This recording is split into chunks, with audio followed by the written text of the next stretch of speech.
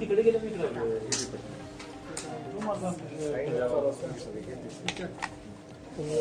आज बिबट्यानं तुमच्यावरती हल्ला केला.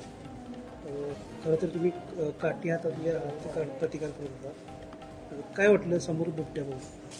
नाही, काही तसं काही म्हणजे हे झालं नाही. ज्या वेळेला बिबट्या समोर आला त्यावेळेला माझं एकच ध्येय होतं की त्याला कुठंतरी हुसकवून साईडला कुठंतरी हे करायचं, जेणेकरून तो आपल्या वन विभागाच्या ताब्यात येऊ शकतो. एवढ्यासाठी आमचे फक्त प्रयत्न होते. त्याच्यामध्ये त्यांना माझ्यावर हल्ला केला. बिबट्यानं हल्ला कुठं तुम्हाला काय काय?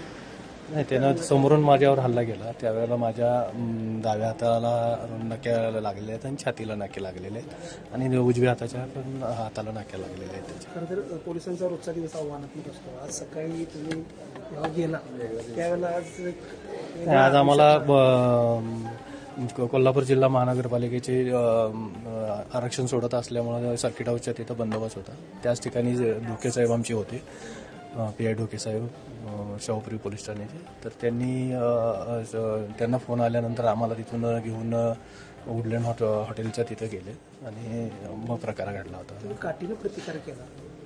हो, माझ्या हातात काठी होती म्हणजे आम्ही काठीनंच प्रतिकार करणार. माझ्या स्वतःच्या रक्षणासाठी तेवढं प्रयत्न केला होता.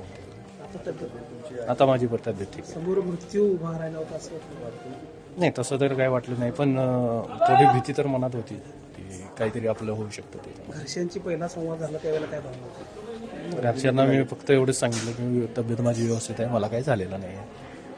त्यानंतर मग काय त्यांना एवढे जास्त भावनात्मक झाले नाहीत.